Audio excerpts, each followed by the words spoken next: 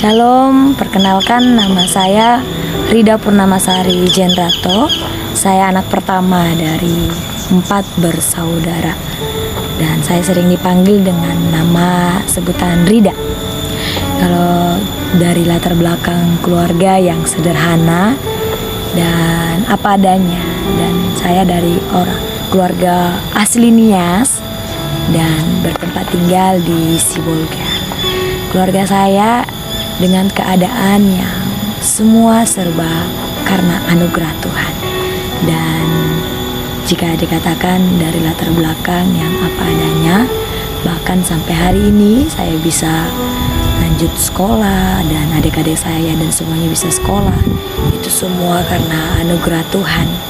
Jika dilihat dari latar belakang keadaan keluarga mungkin tidak mendukung, tapi karena kami punya Allah yang besar, yang sanggup mencukupkan segala sesuatu. Apa yang kami butuhkan, maka Tuhan cukupkan keluarga saya. Apa yang keluarga saya inginkan dan rindukan. Papa saya memiliki pekerjaan yang seperti kayak motong kayu, dan itu penghasilannya cukuplah untuk kebutuhan sehari-hari. Tapi satu kedaulatan dan kebesaran Tuhan yang sudah Tuhan nyatakan dalam hidup kami, bahwasanya kami semua bisa lanjut sekolah bahkan sampai menjenjang kuliah dengan keluarga yang sederhana. Itu bukan karena kekuatan bahkan kehebatan dari kedua orang tua saya, tapi semua itu karena Tuhan, bahkan semua itu karena kebaikan Tuhan. Dan saya bersyukur saya ada sampai hari ini semua karena anugerah Tuhan. Dan saya dipanggil Tuhan di saat usia 14 tahun. Dan saya dididik dari keluarga yang takut akan Tuhan, kedua orang tua yang takut akan Tuhan. Bahkan dari kecil saya juga diarahkan dan dibina untuk terus setia beribadah melayani Tuhan. Bahkan tepat di usia 14 tahun saya memberi diri untuk dibaptis dan melayani Tuhan. Dan sampai hari ini saya masih tetap melayani Tuhan. Itu semua karena anugerah. Jika dilihat diri saya sekarang, sangat berbeda dengan saya yang dulu. Mungkin ketika saya yang dulu yang masih belum mengenal Kristus, saya penuh dengan yang namanya cepat emosi, cepat marah. Bahkan perkataan saya ini perkataan yang tidak membangun. Bahkan saya terkadang cepat berputus asa. Bahkan saya cepat menyerah. Bahkan saya yang dulu orang yang nggak mau tahu tentang keadaan. Bahkan pergaulan saya yang dulu pergaulan yang gak sesuai dengan apa yang firman Tuhan katakan. Saya hidup dengan keinginan saya sendiri, saya berjalan dengan kemauan saya sendiri, bahkan saya bertindak dengan keputusan saya sendiri, yang artinya dengan keegoan saya sendiri. Itu saya yang dulu. Jadi jika dilihat saya yang sekarang, sungguh sangat berubah sekali. Bahkan saya sangat kagum ketika saya melihat, bahkan ketika saya merenungkan kehidupan saya dari yang dulu sama yang sekarang, sungguh sangat luar biasa berbeda sekali. Dulu saya tidak tahu yang namanya menyembah, saya tidak tahu yang namanya berdoa, saya juga tidak tahu yang namanya baca Alkitab, bahkan pun saya tidak tahu berkata-kata tentang kebenaran firman Tuhan. Bahkan saya dulu penuh dengan segala sesuatu, tidak mengenal arti yang namanya hidup di dalam Tuhan. Bahkan pun saya hidupnya ya sembrono aja, nggak ada arti yang saya boleh alami dan rasakan dalam hidup saya, karena saya yang dulu yang masih belum mengenal Kristus. Dan sekarang saya melihat kebesaran Tuhan ketika saya mulai memberi diri untuk menerima Kristus dalam kehidupan saya, dan mau saya mengambil komitmen untuk mengikut Tuhan. Saya mengalami perubahan-perubahan drastis dalam hidup saya. Pertama sekali perubahan dalam perkataan saya, perkataan yang membuat saya semakin membangun diri saya. Perkataan saya yang dulunya selalu kata-kata lemah, selalu kata-kata menyerah, sekarang saya belajar diajari Tuhan, diajari Kristus untuk berkata-kata bagaimana mengatakan perkataan firman. Dulu saya orangnya ego, bahkan mementingkan diri sendiri. Sekarang ketika Kristus ada dalam hidup saya, bahkan Kristus yang menjadi pusat dalam hidup saya belajar untuk merendahkan diri saya, bahkan melepaskan segala hak saya, bahkan merendahkan diri saya untuk mau melakukan yang terbaik, terkhususnya untuk sesama saya.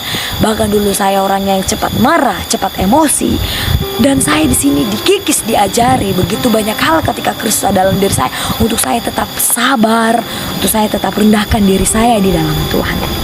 Bahkan dulu saya yang tidak mengenal Kristus, bahkan tidak ada penyembahan-penyembahan di dalam Tuhan.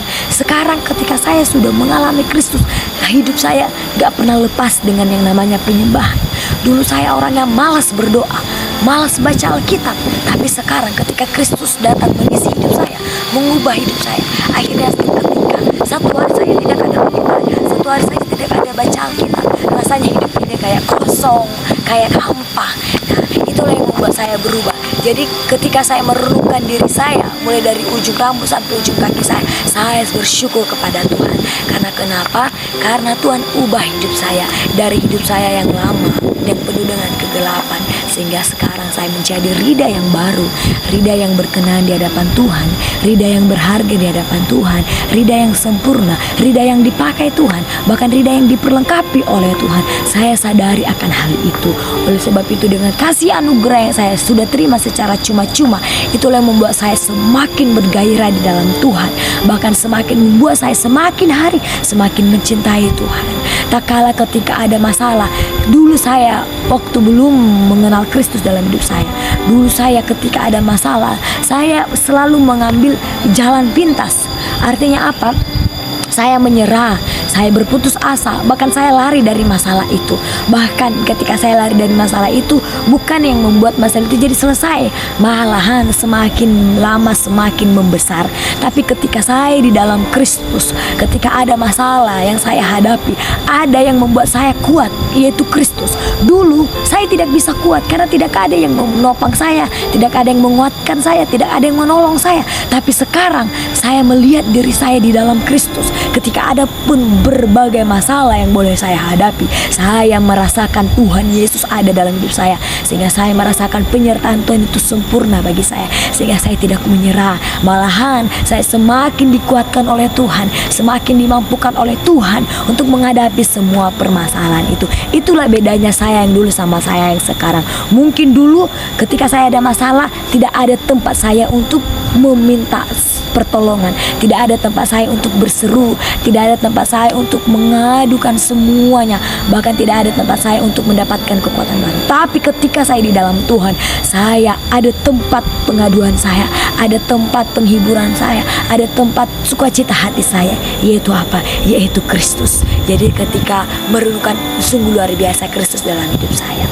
Saya Rida yang dulu sudah berbeda dengan Rida yang sekarang. Rida yang sekarang penuh dengan antusias, penuh dengan sukacita, penuh dengan semangat, penuh dengan gairah, bahkan tidak cepat menyerah, tidak cepat berputus asa. Bahkan dalam hari-hari saya selalu merasakan sukacita dan damai daripada Tuhan. Karena kenapa? Karena ada Roh Kudus yang sebagai penolong bagi saya. Begitu banyak orang-orang di sekitar saya yang mendukung saya, bahkan saya kuat sampai hari ini.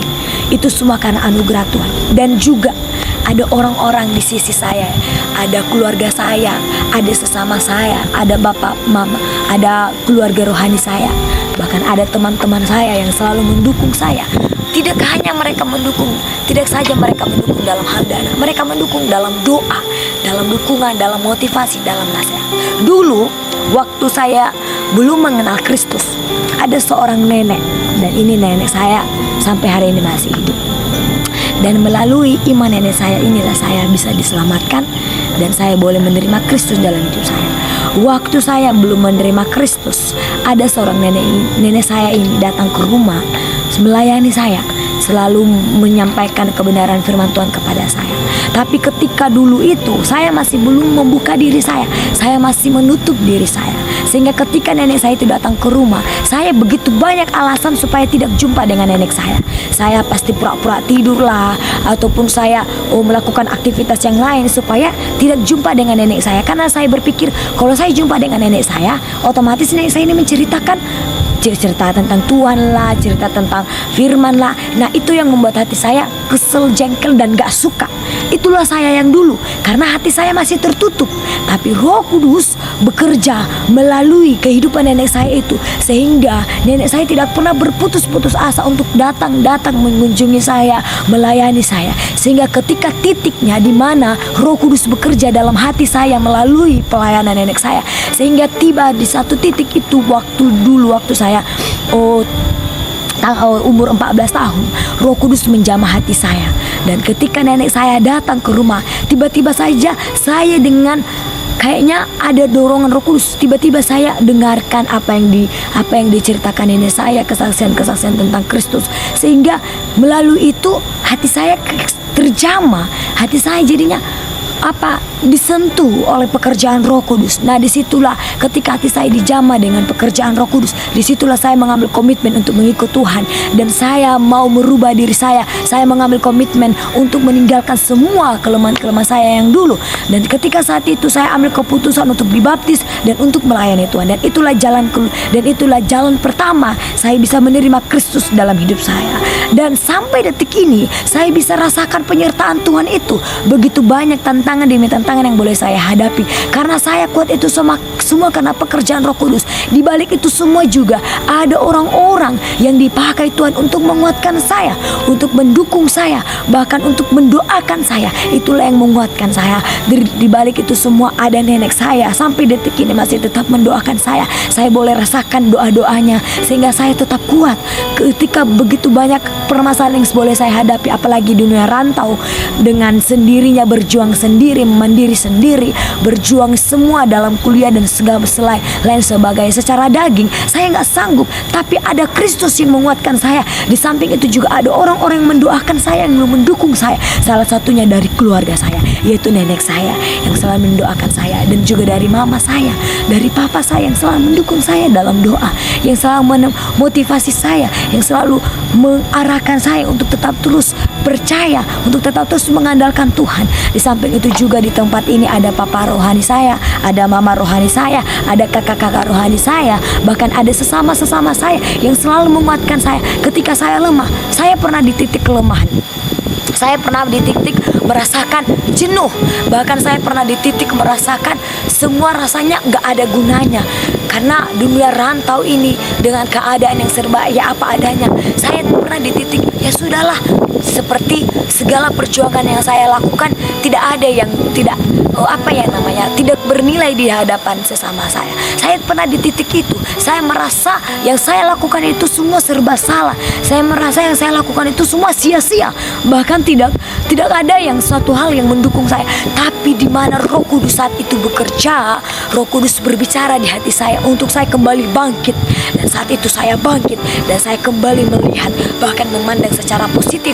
Dan saya bersyukur ada orang-orang yang Tuhan tempatkan di sekeliling saya untuk menguatkan saya, untuk mendukung saya, dan mereka mendoakan saya sehingga sampai detik ini saya rasakan penyertaan Tuhan juga, bukan karena kuat gagah saya, tapi juga ada orang-orang di sekitar saya yang mendoakan saya. Oleh sebab itu sangat perlu bagi saya sendiri secara pribadi, perlu sekali orang-orang di sekitar saya untuk sama-sama saling menguatkan, saling mendukung, saling mendoakan, bahkan saling mendorong satu sama lain di dalam Kristus.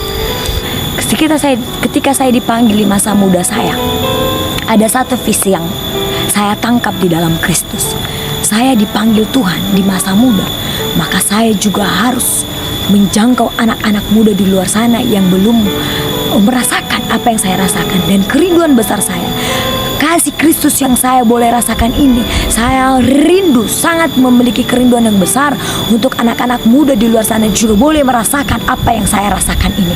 Karena di masa muda yang penuh dengan keinginan, yang penuh dengan kemauan, yang membawa anak-anak muda semakin jauh di hadapan Tuhan. Nah inilah yang menjadi tugas saya sebagai anak-anak muda, untuk boleh menjangkau anak-anak muda di luar sana.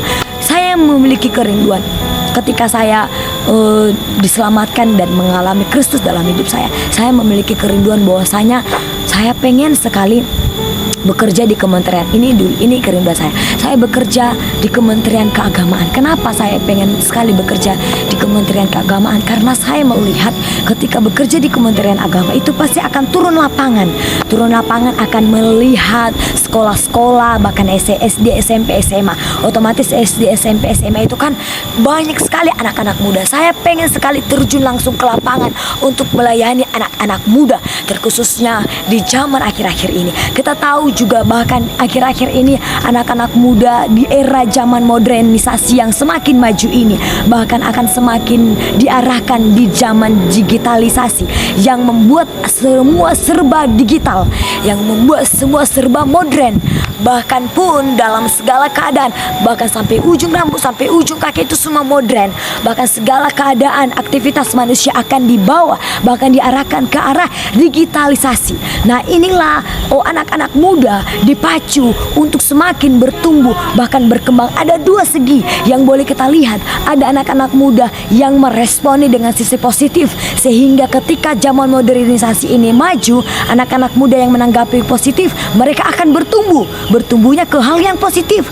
Tapi ada juga anak-anak muda yang menanggapi ke hal yang negatif, sehingga akhirnya ketika di zaman kemajuan modernisasi ini mereka tanggapi dengan hal yang negatif, akhirnya mereka pun bertumbuh ke arah yang negatif, sehingga semakin giat selalu memacu diri ke hal narkoba lah, pergumulan bebas lah, pelecehan seksual lah, dan lain sebagainya. Dan itu yang sudah terjadi di akhir-akhir zaman sekarang ini, dan itulah yang dialami oleh anak-anak muda. Dan secara pribadi saya sangat miris hati saya. Inilah membuat hati saya selalu menangis di hadapan Tuhan ketika saya mendoakan anak-anak muda. Tuhan tolong saya, mampukan saya untuk saya berani melayani anak-anak muda di luar sana yang penuh dengan pergaulan bebas, penuh dengan narkoba, penuh dengan kegelapan yang membuat mereka semakin jauh di hadapan Tuhan. Secara pribadi ketika saya keluar, saya melihat anak-anak muda terlantar lah. Saya melihat anak-anak muda putus sekolah. Saya lihat anak-anak muda jadi mengamen. Saya lihat anak-anak muda yang tidur di bawah jembatan dan lain sebagainya. Saya lihat anak-anak muda yang penuh dengan narkoba dan lain sebagainya. Secara pribadi hati saya sangat miris sekali. Kasihan mereka. Anak-anak muda ini sebenarnya yang menjadi generasi bangsa, generasi gereja. Itulah yang membuat hati saya miris. Yang boleh saya pacu diri saya yaitu, ayo saya sebagai anak muda, saya mau boleh perlengkapi diri saya dalam hal jasmani, dalam hal rohani. Saya perlengkapi diri saya semakin lebih lagi maju di dalam Tuhan. Sehingga ketika saya keluar, ketika saya sudah matang kesiapan diri saya, maka ketika saya keluar, saya pun boleh mengambil taktik untuk melayani anak-anak muda. Saya rindu membuat sebuah KKR besar supaya anak-anak muda di luar sana boleh dijangkau untuk dilayani, untuk mengalami Kristus. Otomatis juga harus ada perlahan demi perlahan untuk boleh saya lakukan. Itulah yang boleh saya rindukan. Saya secara pribadi, saya rindu yang anak muda yang sudah mengalami Kristus. Saya juga rindu anak-anak muda di luar sana juga mengalami Kristus. Dengan cara apa? Dengan cara yang boleh saya lakukan yaitu saya terlebih dahulu perlengkapi diri saya. Ketika kematangan diri saya sudah, kesiapan diri saya sudah matang, maka ketika saya bergerak keluar, saya boleh menjangkau anak-anak muda. Saya boleh melihat, bahkan saya boleh merangkul mereka satu sama lain. Otomatis saya juga harus buat tim untuk menjangkau mereka. Bahkan saya harus benahi diri saya, bahkan benahi nanti tim-tim saya yang akan saya bentuk untuk nanti ketika sudah dewasa, tim saya ini saya akan arahkan keluar untuk bergerak menjangkau anak-anak muda di luar sana, sehingga anak-anak muda akan menjadi anak-anak muda yang takut akan Tuhan. Dan saya memiliki kerinduan, bahkan pandangan pandangan ke depan, bahwasanya di tahun ini bahkan tahun-tahun akan datang melalui generasi saya akan ada tumbuh tunas-tunas baru, yaitu anak-anak muda yang takut akan Tuhan, yang bergerak memajukan bangsa, negara, bahkan gereja Tuhan di akhir zaman ini. Dan sampai detik ini ada hal yang membuat saya terbangun, yaitu firman Tuhan. Yaitu apa? Bahwasanya firman Tuhan katakan, segala sesuatu sudah dekat. Oleh sebab itu persiapkanlah dirimu dan jadilah tenang supaya kamu dapat berdoa. Artinya yang boleh saya bagikan dalam diri saya, segala sesuatu, keadaan dunia ini akan semakin cepat. Bahkan waktu-waktu akan berjalan begitu cepat. Nah, dengan keadaan yang semakin maju ini, apa yang boleh saya lakukan di dalam keadaan-keadaan yang semakin giat, semakin maju ini.